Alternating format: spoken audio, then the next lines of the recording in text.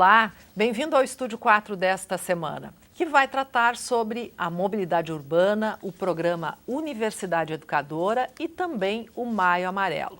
O que todos estes temas têm a ver um com o outro é o que vamos explicar a partir de agora. São nossos convidados hoje aqui no Estúdio 4, o coordenador da Divisão de Extensão da Universidade de Passo Fundo, professor Márcio Tasqueto, a secretária de Planejamento de Passo Fundo, Ana Paula Vickert, e a chefe do Núcleo de Educação da Guarda Municipal de Trânsito de Passo Fundo, Raquel Rubio. Bom, sejam todos bem-vindos ao Estúdio 4. O programa é especial porque a gente está num mês especial, não é? Estamos todos aqui carregando uma fitinha amarela porque o mês é o Maio Amarelo. Professor Márcio Tasqueto, eu de pronto já lhe pergunto para conceituar para nós o que é uma cidade educadora e o que é o Universidade Educadora, que só para explicar, o Universidade é escrito com C porque é o nome de um programa. Eu agradeço o convite e a proposta do programa, né, e de estar mais uma vez aqui com a Ana Paula e com a Raquel, quem divide tantos espaços sobre esse tema, né, e contigo aqui, Zilmara, sobre essa questão da mobilidade. A Universidade Educadora ele é o resultado de uma ampla discussão que vem acontecendo na cidade e que a universidade se insere e contribui significativamente desde 2011, né, com a criação do Fórum de Mobilidade Urbana e Educação, que resultou num documento chamado Circulando Cidadania, a gente apelidou dessa forma, ainda em 2011, que foi o resultado de um seminário reunindo diferentes entidades, em torno de 20 entidades na cidade ligadas ao tema. E o programa nasce desse acúmulo, né, em 2016 e especificamente em 2017, a partir da institucionalização dele como um programa de extensão, que tem como objetivo principal a promoção de práticas de cidade educadora no município de Passo Fundo e região. O programa hoje ele está trabalhando a partir de um desenho que se inspira muito na experiência do movimento internacional das chamadas cidades educadoras, né? Que começa na década de 90 e que tem como princípio pensar o território urbano como um território pedagógico. E a mobilização desse território para potencializar uma formação permanente que tem como grande objetivo a transformação e a melhoria da cidade e da qualidade de vida, né? Através da estratégia do uso da educação como uma estratégia para essa transformação e essa mudança da cidade. Um projeto amplo, né, de educação para a cidade, que envolve a dimensão pedagógica das políticas públicas, que envolve a pedagogia dos espaços, que envolve a intencionalidade da cidade em educar, né? Essa é a grande contribuição. O programa em si, ele tenta trazer e fomentar esse debate aqui na nossa cidade e na região de abrangência da UPF. E ele faz isso num atual desenho que é composto por 3 projetos. Um projeto que se chama Circulando Cidadania, que resgata o nome lá de 2011, né? Sim. E que organiza-se através do foco da mobilidade urbana, em algumas ações que eu posso falar a seguir. E um segundo projeto que se chama Cidades Inteligentes, que está vinculado ao mestrado do ICEG, né, de Tecnologia e Informação, né? Que traz esse conceito, né, das cidades inteligentes para dialogar com diferentes realidades aqui da nossa região. E o terceiro, Descaminhos da Escola, que é um trabalho vinculado à arquitetura e urbanismo, né, coordenado pela Carla Portal. O segundo projeto, Cidade Inteligente, é coordenado pelo professor Roberto Rabelo e o Circulando Cidadania por mim mesmo. O Descaminhos da Escola, ele traz uma metodologia de rotas da criança para a escola que possa fomentar a prática do pedestrianismo, né, na nossa cidade como um estímulo, né, a andar pela cidade, a apropriação da criança pela cidade, o lúdico mesmo da cidade, por isso o nome Descaminhos, né, são invenção mesmo de roteiros e escolares que passam por um outro uso da cidade. Então, a Universidade Educadora tem esse desenho atual e que se movimenta através dessa promoção de práticas de cidades educadoras na cidade. Esse processo de cidade educadora começou lá na década de 1990, não é? Na Espanha foi isso. Secretária, é uma tendência que não tem mais como voltar atrás? Olha, nós temos trabalhado, como eu já trabalhava como professora e pesquisadora nessa área de cidades educadoras, já antes de ser secretária, e quando a gente assumiu em 2013, junto com o prefeito Luciano, houve um entendimento da importância dos espaços públicos e de devolver a cidade aos cidadãos. Acaba que esses conceitos todos que o Márcio colocou são conceitos que a gente utiliza na hora de pensar a cidade, de planejar a cidade e de projetar os espaços, né? Então, assim, quando a gente devolve um parque ou uma praça e conseguimos organizar, por exemplo, no Parque da Gari, um espaço que tem uma equipe de limpeza, que tem uma equipe de manutenção, que tem diversos atrativos, né? As pessoas vão usar aquele espaço, elas vão aprender a usar o espaço, elas vão aprender a respeitar o espaço, elas vão ter um espaço de lazer, vão ter o que a gente fala que é a socialização, que nós sentíamos em 2013 que isso estava um pouco perdido, né? Na primeira intervenção que nós fizemos, que foi a ciclovia com o caminhódromo, a gente brincava que surgiu tanta gente que a gente não sabia onde é que estavam essas pessoas. Elas estavam fechadas em casa, né? Então, devolver a cidade ao cidadão é incentivar ele a usar a cidade a pé, a se respeitar, a aprender a viver em sociedade e a construir, como o Márcio estava dizendo, uma política de educação e cidadania que vai com as gerações, com o passar dos anos. Isso não é uma transformação de hoje para amanhã, vai mudar essa relação das pessoas com a cidade. A gente nota, eu estava me lembrando quando o Márcio falava que há uns 10 anos atrás eu escrevi um artigo sobre a apropriação da cidade, respeito com o lixo, com rampas, né? Então a pessoa constrói sua calçada e já constrói inadequada, essas questões todas do coletivo, né? E a gente vê que isso vem melhorando. Poluição visual, já tivemos um avanço grande, justamente no trabalho já da UPF com a prefeitura. Então, essa questão, ela é transformadora. E eu não vejo caminho de volta, Zumar. Porque a apropriação da cidade, ela vem como uma tendência muito forte.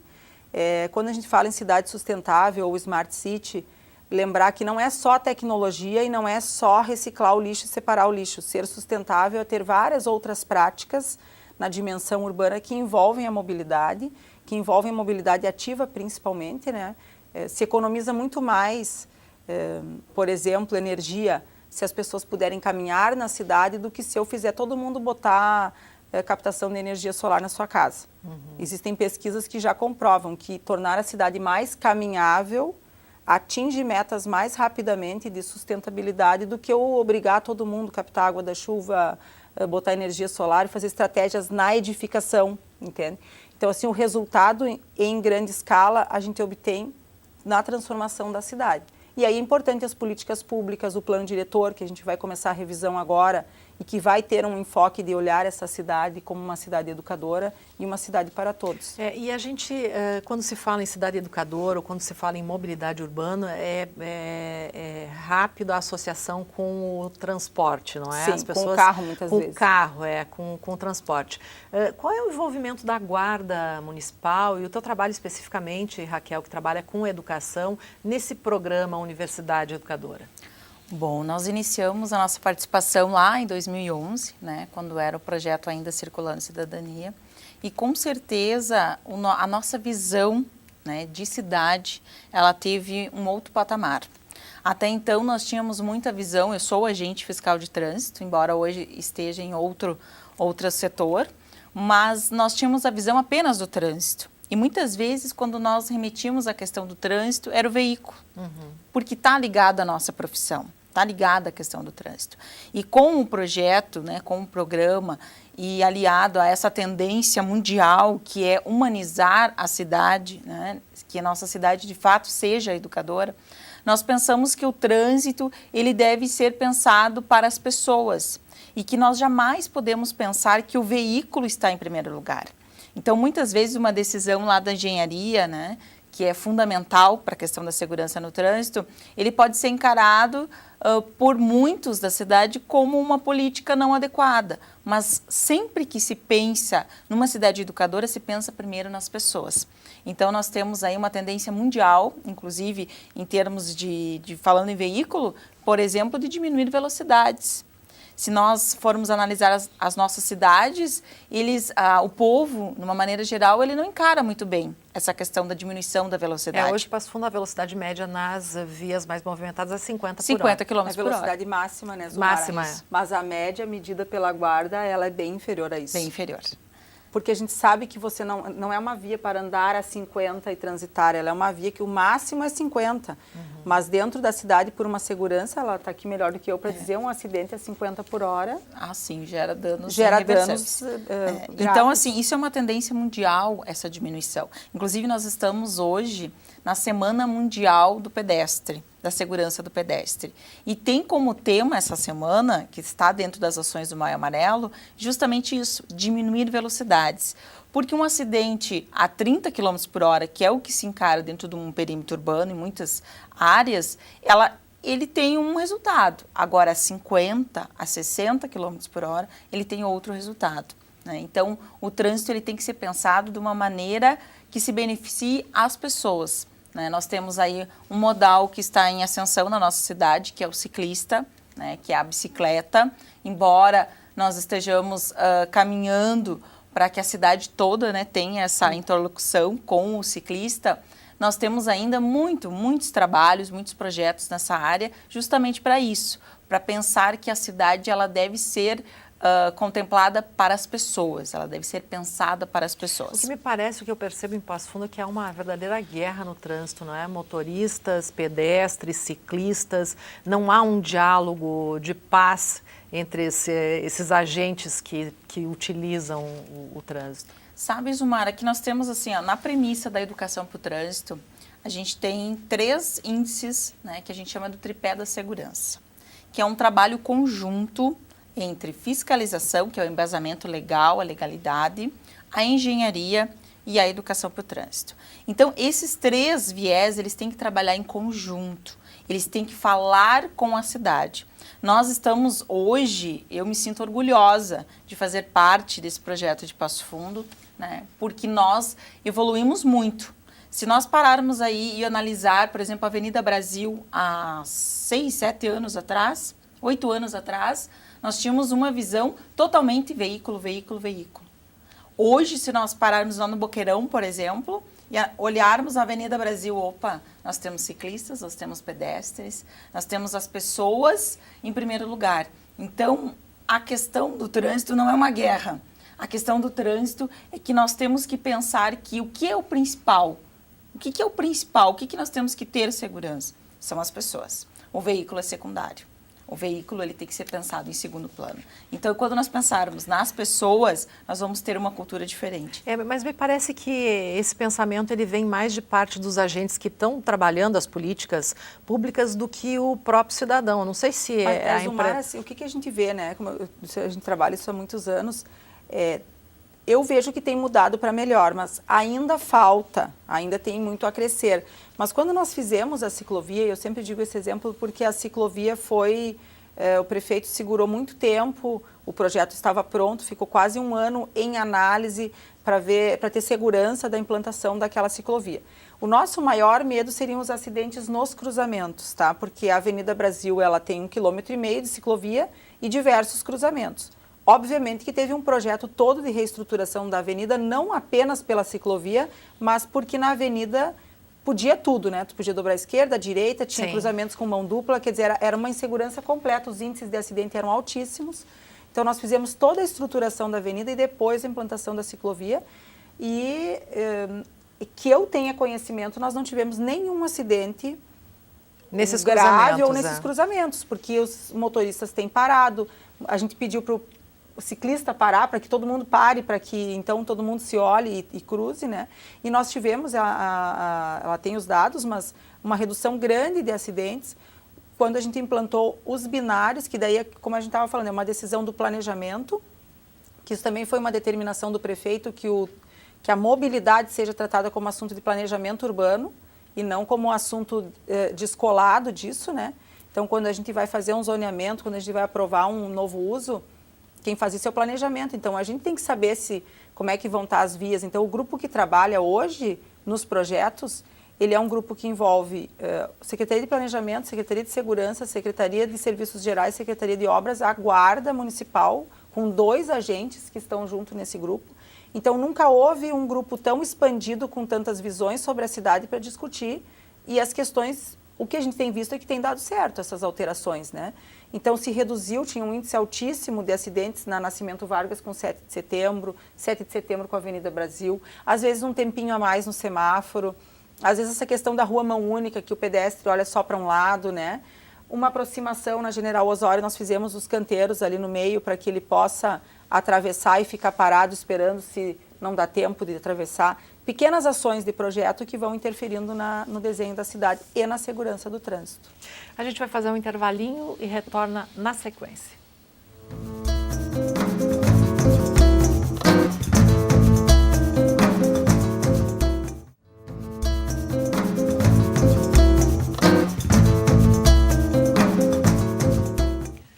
A mobilidade urbana é apenas um dos assuntos desta semana do Estúdio 4. Professor Márcio, vamos falar de ações, então, do Universidade Educadora, que o programa, na verdade, tem 2 meses de efetivação. Que ações já foram realizadas ou serão realizadas? Acho que uma primeira grande ação é a forma como ele se materializa dentro de um contexto de qualificação da extensão universitária, né? E dentro desse contexto nós temos 3 dimensões assim, muito claras. Assim. Primeiro, a ampliação da participação dos estudantes, né? Isso é muito importante. Na vivência extensionista como um processo formativo, né? Segundo, a forma como isso se conecta aos currículos, né, dos cursos e se articula por dentro dessas ações extensionistas. E terceiro, a vinculação permanente com o território. Então, a Universidade Educadora, ele nasce tentando equacionar esses 3 desafios a partir das suas diversas ações. Como eu descrevi, ele é composto por 3 projetos e cada projeto tem um conjunto de ações, pensadas, construídas e em desenvolvimento. O Circulando Cidadania, vou destacar 4, né, tem desenvolvendo ações que promovam, com esse objetivo, promovam as práticas de cidade educadora na nossa cidade e região. Uma delas é a articulação com a Agenda 21 local, através da Sala Futura, que todos os trabalhos que a gente tenta construir por dentro do Circulando Cidadania, eles tenham essa articulação entre a vinculação entre as cidades sustentáveis e as cidades educadoras. E a forma como a gente trabalha isso em relação às escolas.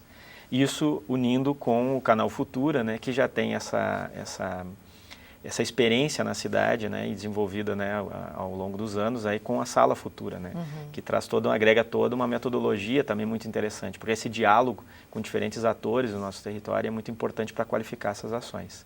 Uma outra ação que a gente considera por dentro do Circulando Cidadania é o Fórum de Mobilidade e Educação, que eu descrevia, que reúne diferentes entidades, mas eu destacaria 4 entidades que são muito presentes nesse fórum, que é a Prefeitura, que é a Guarda Municipal, a Coleurb e a Agenda 21 local. Fora outras instituições e cidadãos que têm interesse no tema, que participam ativamente desse espaço. E nesse espaço a gente consegue reunir uma série de articulações, né? Agora mesmo, né, a gente estava no encontro do fórum e esse encontro teve como grande objetivo a construção do que a gente chama de um currículo de mobilidade urbana para a cidade.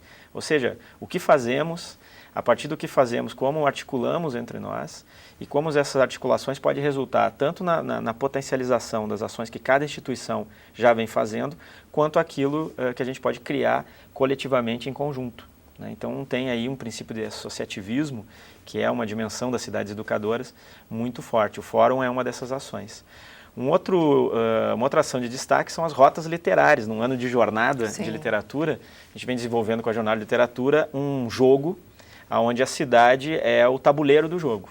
E a ideia é fomentar entre os adolescentes que jogarem esse jogo, visitar e fazer diversas leituras. A leitura e a formação de leitores literários, porque o jogo tem toda uma articulação com os homenageados da jornada, com as referências da literatura que vão ser discutidas nas diversas mesas temáticas que a jornada vai promover esse ano, né, de 2 a 7 de outubro. E também leituras da cidade. né? Então, a formação de leitores de literatura e formação de leitores da cidade. E para isso ele enfrenta diversos desafios em 5 espaços da cidade, né? Que da Tamandaré ao Teatro Municipal, a região do Teatro Municipal, as cercanias do Shopping Bela Titá, a Praça Toqueto, a Gare e a Independência, né? Então ele faz todo esse roteiro e ele vai jogando e vai enfrentando desafios que resultarão numa narrativa, que a ideia é que essa narrativa possa ser pensada e desenvolvida para o debate na jornada. Da mesma forma que o Cidades Inteligentes, né, um outro projeto, ele vem desenvolvendo aplicativos que possam qualificar serviços e ajudar nessa apropriação social e comum da cidade de Passo Fundo, né? Seja no transporte coletivo, seja na prática, né, do pedestre, andar a pé pela cidade, seja também entre os ciclistas, né? São alternativas que nós temos. Vocês tinham ideia da dimensão do número de ações que poderiam ser realizadas quando conceberam a proposta do programa, professor? É apaixonante, né? Eu sou apaixonado pelo tema da cidade, mas sou educador, não sou urbanista. Estou percebendo, né, aí que mas tem uma série de ações que podem ser feitas que são inúmeras. Com certeza. A cidade, ela é talvez a invenção humana mais complexa e a mais cativante, né? Por acaso que hoje a gente está cruzando aí mais da metade da população vivendo nas cidades e é uma tendência do mundo atual a urbanização, né? Essa relação com a cidade, o que nos coloca também na situação de pensar e problematizar esse espaço de convivência e de atração, né? A Ana Paula falava, né, dos espaços convidativos. A cidade por si só ela é um convite, né? Ela é um imã do humano, né? A gente gosta de estar nesse espaço. Universidade Educadora, ele tenta trazer essas diversas dimensões, né, de pensar como que a gente pode qualificar esses espaços, como que a gente pode exercitar o direito à cidade, como que a gente pode construir alternativas para enfrentar os grandes desafios urbanos, porque a cidade hoje ela é tanto o foco dos maiores problemas da humanidade, né, na atualidade, sustentabilidade, da violência, da insegurança, das questões da mobilidade, quanto também das melhores coisas que a gente consegue desenvolver, né, é o nosso viveiro humano, né, é a cidade. E a Universidade Educadora tenta se apropriar muito dessa complexidade de ações, né? Hoje a gente está nesse desenho, como eu disse, é o estado da arte do programa, esses 3 projetos. Mas a tendência nas futuras renovações é que o programa vá cada vez qualificando mais e vá instigando, que é o grande objetivo dele, a nossa cidade a se vincular ao movimento das cidades educadoras e fomentar nesse espaço de abrangência da UPF esse pensamento sobre o território e a importância que o território tem na construção de formas de vida. Agora, a gente tem situações que são problemáticas, não é, secretária? A questão da independência à noite. Como envolver esse problema ou resolver esse problema dentro de um processo de cidade educadora? Eu sei que o município está agindo, guarda municipal, polícia, etc., porque todo mundo tem direito à diversão, todo mundo é livre para ir e vir, mas determinadas atitudes e ações acabam incomodando outro grupo de pessoas que querem dormir, que querem descansar, que têm que trabalhar, enfim. Esse é um problema. Na verdade, como o Márcio estava comentando, a cidade ela tem toda essa complexidade. Nós temos tradicionalmente aqui aquela independência como rua de lazer noturno, bares, restaurantes. Nós temos estudado como outras cidades têm, que isso é interessante, porque as cidades criam soluções e às vezes são positivas, às vezes são negativas. A gente já tem pesquisado, isso não é um problema de Passo Fundo. Não basicamente, cidades com exclusivo. essa característica universitária, que tem um número grande de jovens que estão numa fase da vida de sair mais à noite, enfim, elas enfrentam um problema parecido com o nosso na Independência.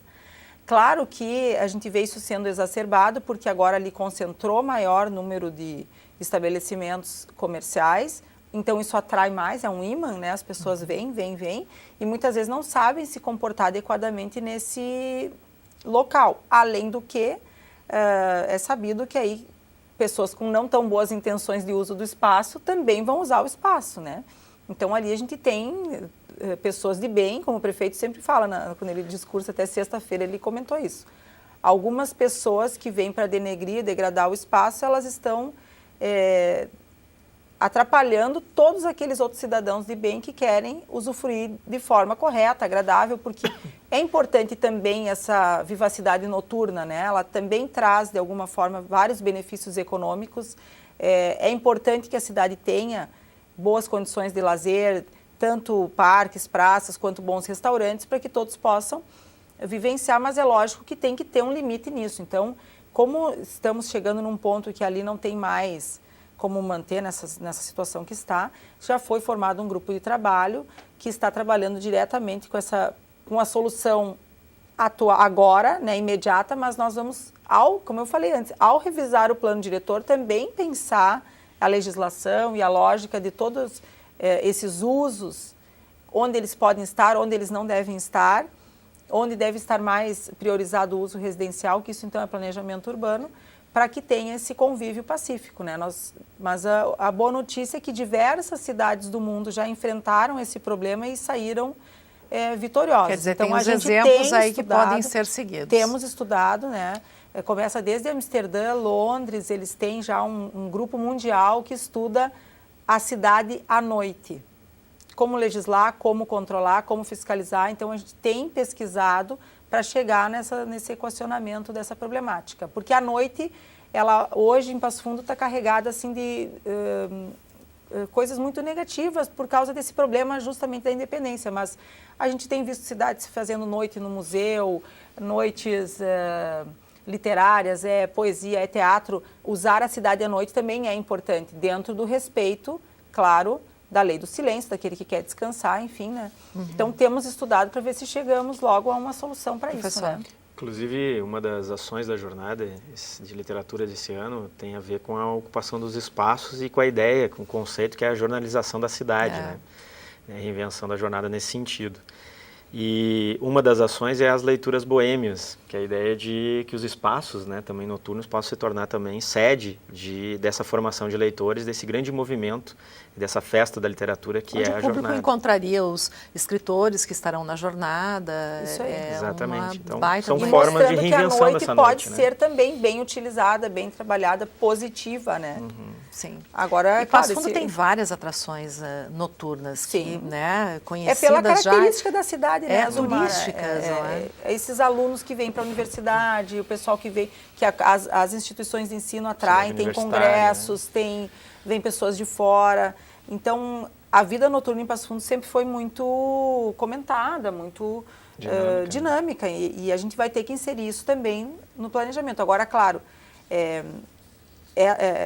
temos que fiscalizar e cuidar, porque esse uso hoje está ultrapassando um pouquinho o limite do bem viver, que é da coletividade. Então, de chegar no equacionamento dessa... E a Guarda Municipal diretamente, atua diretamente nesse processo. Verdade, nós temos várias ações, entre elas a Operação Balada Segura, que está acontecendo muito nesses locais, né? Nós já realizamos essa operação em outros locais da cidade, mas devido a esses problemas, nós estamos intensificando.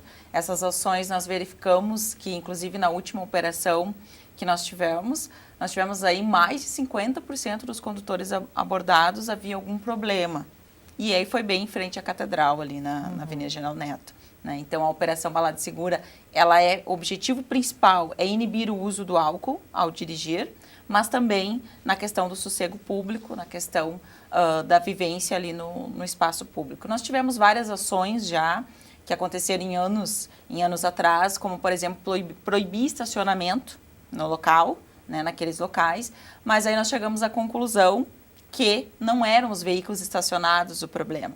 O problema são as pessoas que vão a pé, que fazem toda a bagunça, né? Mas, com certeza, nós temos ações que acontecem em parceria da Secretaria de Segurança com a Brigada Militar, que é justamente para isso, para acabar esse problema, porque nós sabemos que os moradores da região reclamam muito e com razão. E muitos sofrem com isso. Então, nós temos operações que acontecem regularmente, né? Inclusive, falando em Balada Segura, Passo Fundo recebeu um reconhecimento no último mês. Nós ficamos entre quatro municípios no estado do Rio Grande do Sul com as metas atingidas da Balada Segura.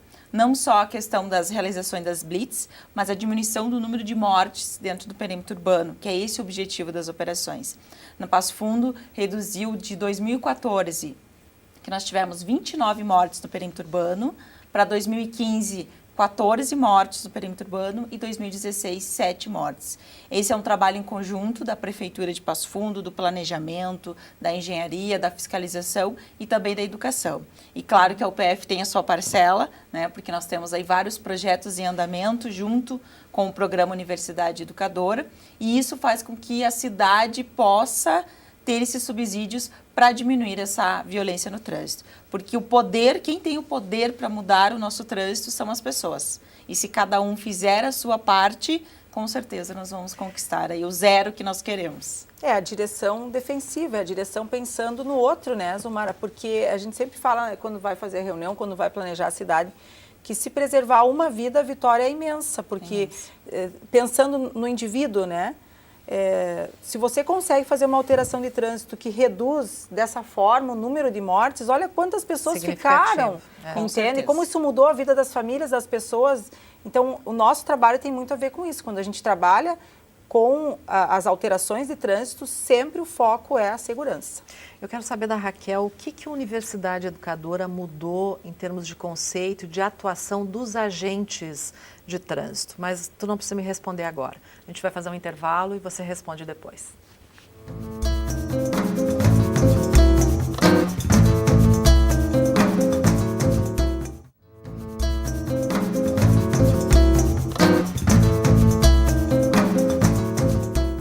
O Estúdio 4 desta semana está recebendo o coordenador da Divisão de Extensão da Universidade de Passo Fundo, o professor Márcio Tasqueto, a secretária do Planejamento de Passo Fundo, Ana Paula Vickert, e a chefe do Núcleo de Educação da Guarda Municipal de Passo Fundo, Raquel Rubio.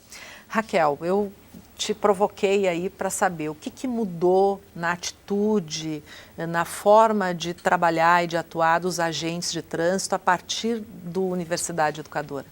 Bom, quando nós iniciamos em 2011, nós tínhamos uma visão totalmente sistemática. Placa, veículo, sinalização, né? Que era uma questão do trânsito mais focado no veículo, porque o agente de trânsito, quando ele faz um curso, ele tem todo o subsídio de direito e tudo, focando nas infrações e no veículo.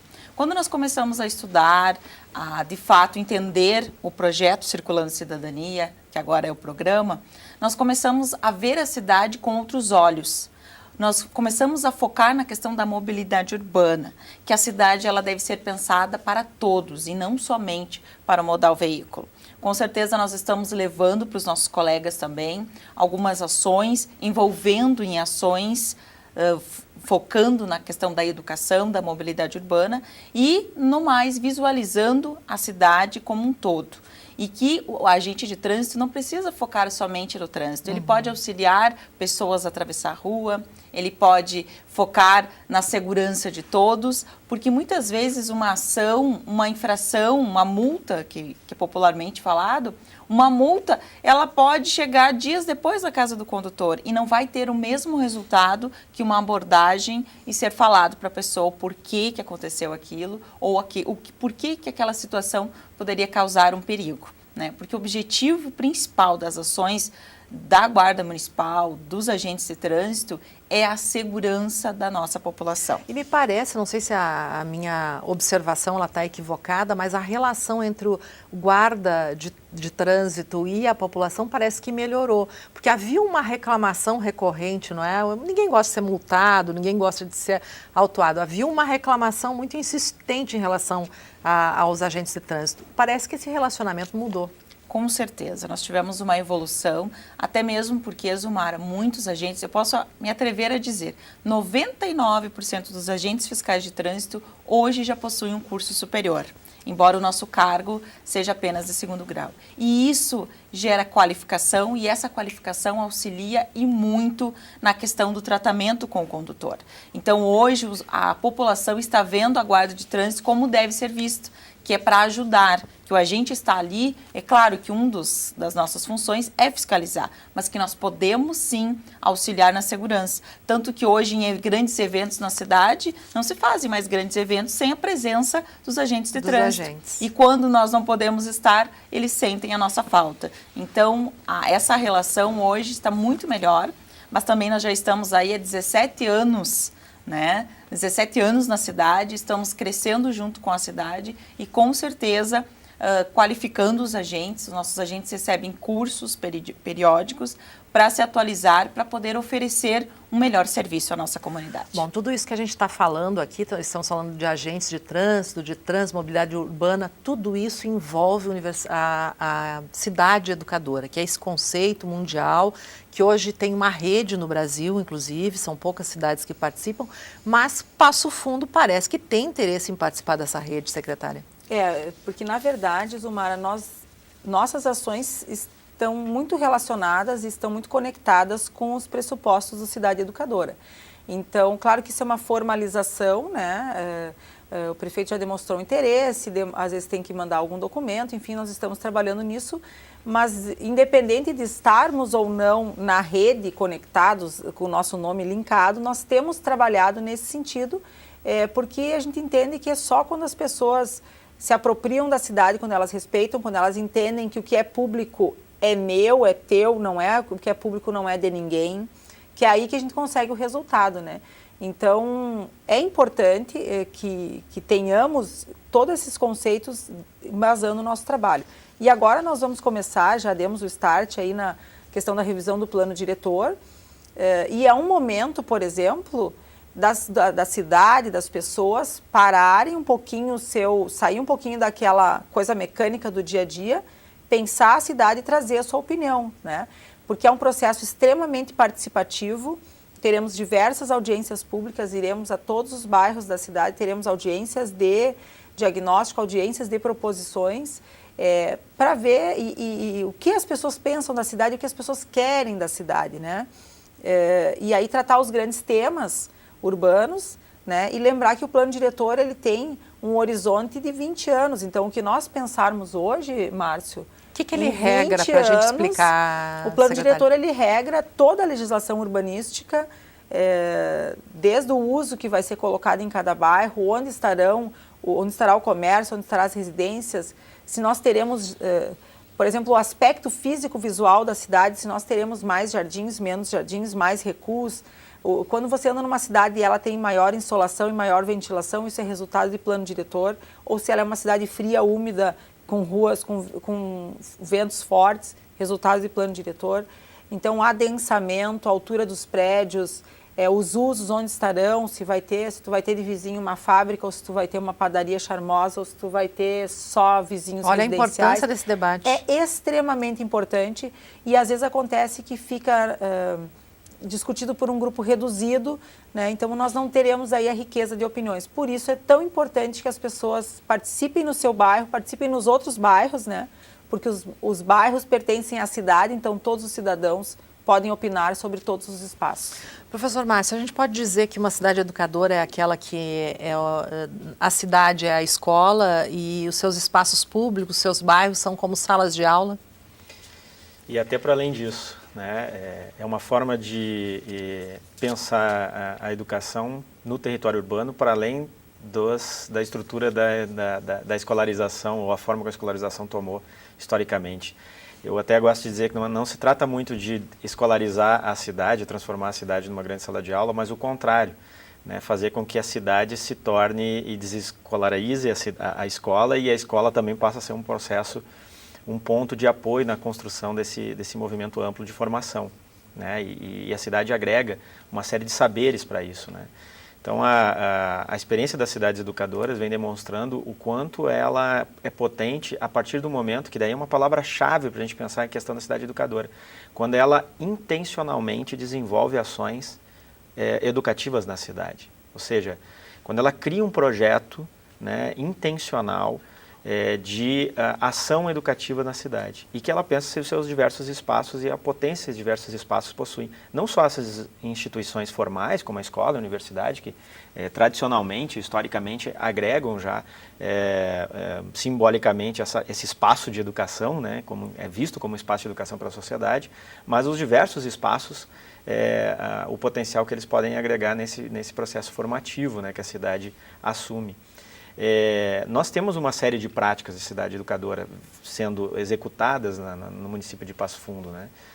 No entanto, talvez o movimento das cidades educadoras e a construção de um projeto que se vincule a essa rede, como tu falavas anteriormente, né, que é um movimento internacional, ele nos pode ajudar a potencializar o que a gente já vem fazendo e a criar esse grande projeto coletivo que passa por uma decisão nossa de que pensar a cidade significa também pensar sobre as nossas próprias vidas e o que nós queremos nos tornar como seres humanos que vivemos nesse território, nesse lugar, e a forma como a gente reinventa nossas próprias vidas. Bom, a gente vê vários agentes aí envolvidos nesse processo, são o poder público, a universidade, entidades de classe envolvidas. Agora, quando o cidadão se apropria dos conceitos de uma cidade educadora e quando ele passa a praticá-los, aí seria a cereja do bolo, a gente pode dizer isso. Com certeza, uma cidade educadora passa pela premissa da democratização das decisões em todas as suas instâncias, né? E do planejamento coletivo, que é o resultado daí de uma efetiva apropriação social da cidade, né? E para isso a gente tem diferentes mecanismos construídos, né? Entre eles coisas que a gente já foi acumulando já ao longo do tempo na própria cidade de Passo Fundo, e é onde esse tema das cidades educadoras apareceram veementemente, né? Entre eles o plano setorial vinculado à mobilidade urbana, que era o tema que a gente vinha discutindo anteriormente, né? O próprio plano diretor, e agora nesse processo de revisão também, né, e discussão que está para acontecer e está acontecendo, né? Da mesma forma que os diversos grupos, né, que foram construindo, né, essa possibilidade de pensar a cidade na sua complexidade, a partir de muitas perspectivas e sujeitos diferentes, né? A gente vai ter um seminário como uma próxima ação do Universidade Educadora? Isso. Vai ser quando? Esse seminário está previsto para o dia 13 de setembro, 13 ou 14, ainda a programação não está fechada. Vai ser aqui na UPF? Vai ser aqui na UPF, com a participação, está sendo construído junto com o Fórum de Mobilidade e com diversos parceiros, né? O tema ainda também está em construção, mas o foco é as cidades educadoras. E nesse seminário, a ideia é que a gente possa trazer, e já está confirmado, a presidente da América Latina das Cidades Educadoras, que é a Laura Afonso, que é uma pessoa da cidade de Rosário, na Argentina, que é uma cidade que tem 20 anos já de experiência de cidade educadora e com uma realidade muito próxima, né, a realidade da América Latina, que traz, né, características e problemas muito próximos daqueles que a gente vive aqui no Brasil. Também a possibilidade da vinda do André Gomide pela Rede Brasileira das Cidades Inteligentes e Humanas, da mesma forma que está confirmada a presença do canal Futura também, e do Portal Aprendiz, que é uma ONG de São Paulo que trabalha com a metodologia do bairro escola, que é uma metodologia super inovadora e que tem demonstrado resultados muito positivos com relação a essa prática de cidade educadora. Olha, então vai ser um grande espaço de fomento e, quiçá, né, uma oportunidade também, aproveitando a presença da Laura Afonso, da gente oficializar também a nossa entrada, né, enquanto município, que é o grande sonho e o grande objetivo da Universidade Educadora. É de pensar qual é o papel de uma universidade dentro de um espaço de cidade educadora, né, potencializando tudo aquilo que a gente já vem fazendo também. Bom, secretária, só para finalizar, então, as audiências públicas sobre o plano diretor vão ser anunciadas com antecedência para que as pessoas tenham conhecimento. Nós teremos vários canais de divulgação e também canais de recebimento de propostas e ideias. Teremos o e-mail disponível, né, que é planodiretor@pmpf.rs.gov.br.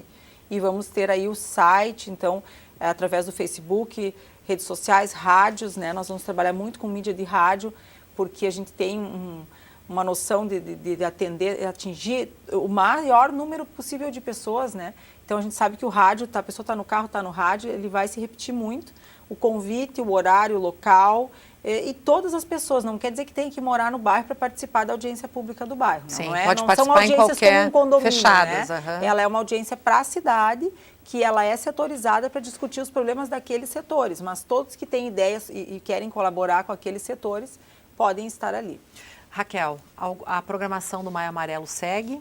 Sim, durante todo o mês nós temos ações especiais, né? Lembrando que o Maio Amarelo é um momento para chamar a atenção de todas as sociedades, da sociedade para os perigos no trânsito.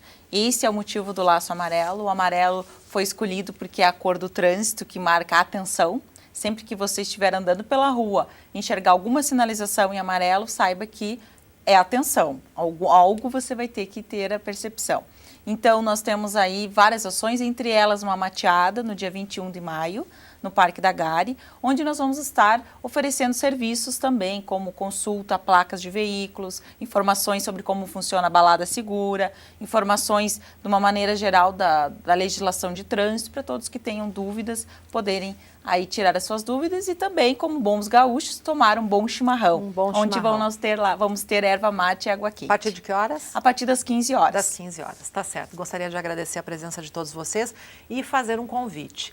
No canal do YouTube da UPF TV tem um documentário sobre cidades educadoras, universidade educadora e mobilidade urbana que foi produzido aqui pela UPF TV. Acesse e fique sabendo mais informações a respeito do tema que nós tratamos hoje. Nós ficamos por aqui, o Estúdio 4 volta na próxima semana. Até lá!